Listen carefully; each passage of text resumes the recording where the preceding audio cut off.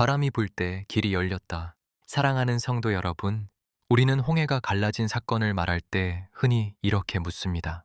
도대체 어떻게 그런 일이 가능했을까? 성경은 그 질문을 피하지 않습니다. 오히려 매우 구체적으로 대답합니다.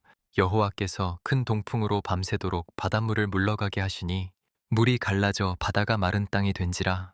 출애굽기 14:1. 홍해는 말 한마디에 즉시 폭발하듯 갈라진 것이 아닙니다.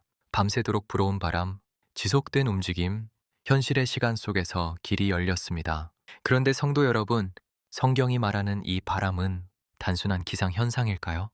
성경이 사용하는 바람이라는 단어, 출애굽기에서 사용된 이 바람의 히브리어는 아리아루아유입니다. 이 단어는 히브리어에서 바람이기도 하고 숨이기도 하며 연기기도 합니다. 성경은 이 셋을 분리하지 않습니다. 히브리 사고에서 바람은 보이지 않지만 실제로 역사하는 하나님의 방식입니다. 그래서 성경은 이미 창세기 첫 장부터 이렇게 시작합니다. 하나님의 영과 이 수면 위에 운행하시니라. 창세기 덧니. 아직 질서가 생기기 전 혼돈의 물 위에 바람이 연기 움직입니다. 그리고 그 다음에 빛이 생기고 질서가 시작됩니다. 어이물과 바람 그리고 새로운 시작. 이 구조는 한 번으로 끝나지 않습니다. 노아의 홍수가 끝날 때도 성경은 이렇게 말합니다. 하나님이 바람 리비아 을 땅 위에 불게 하심에 물이 줄어들었고, 창세기 8일 심판이 끝나고 새로운 시작이 열릴 때 다시 바람이 붑니다. 그리고 출애굽의 밤 이스라엘 앞에 홍해가 가로막혔을 때도 같은 일이 반복됩니다. 여호와께서 큰 동풍으로 밤새도록 바닷물을 물러가게 하시니. 출애굽기 14:1.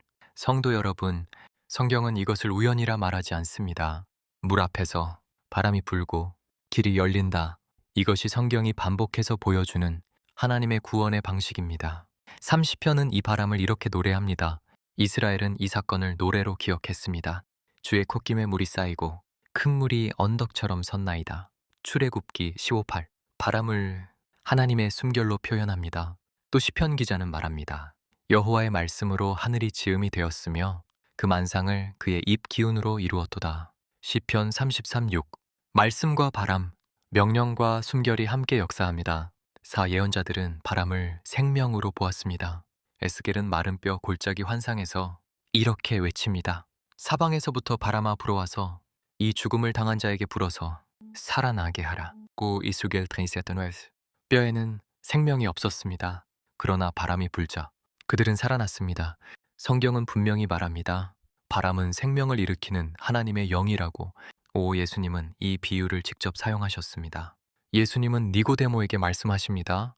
바람이 임의로 불매 네가 그 소리는 들어도 어디서 와서 어디로 가는지 알지 못하나니 성령으로 난 사람도 다 그러하니라.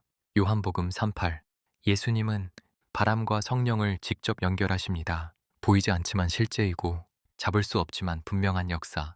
6오순절 다시 바람이 불었습니다. 사도행전은 이렇게 기록합니다. 하늘로부터 급하고 강한 바람 같은 소리가 있어 그들이 앉은 온 집에 가득하며. 사도행전 2:2. 홍해 앞에서 불었던 바람, 창조의 시작에 운행하던 바람, 마른 뼈를 살린 바람이 이제 교회 위에 불었습니다. 그 결과는 무엇입니까? 두려워 숨었던 사람들이 담대히 복음을 전하는 공동체가 되었습니다. 그래서 홍해의 바람은 무엇이었는가? 이제 질문으로 돌아갑니다. 홍해를 가른 바람은 무엇이었는가? 성경의 대답은 분명합니다. 자연적으로는 강한 동풍, 성경적으로는 루아흐, 신학적으로는 하나님의 영의 역사. 바람이 물을 가른 것이 아니라 하나님의 영이 바람을 통해 길을 여신 것입니다. 결론, 사랑하는 성도 여러분, 하나님은 오늘도 같은 방식으로 일하십니다. 우리 인생 앞에 홍해 같은 막힘이 있을 때 하나님은 종종 즉각적인 폭발이 아니라 밤새도록 부는 바람으로 길을 여십니다. 눈에 띄지 않게, 그러나 멈추지 않고. 바람은 보이지 않지만 길은 남습니다. 그 바람은 오늘도 성령의 이름으로 우리 삶 가운데 불고 있습니다. 아멘. 성도 여러분, 예언자TV의 미디어 사역을 후원해 주세요. 1. 구독과 알림종, 좋아요를 누르시면 됩니다. 그러면 다른 사람들에게 이 동영상이 많이 소개된답니다. 2. 먼저 댓글을 달아주세요.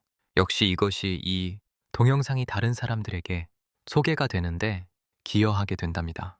3. 이 동영상을 다른 사람들에게 퍼뜨려 주세요. 이것은 미디어 선교에 동참하게 되는 것입니다. 이 미디어 선교회 회원이 되어주세요. 하나님이 기뻐하실 것입니다. 감사합니다.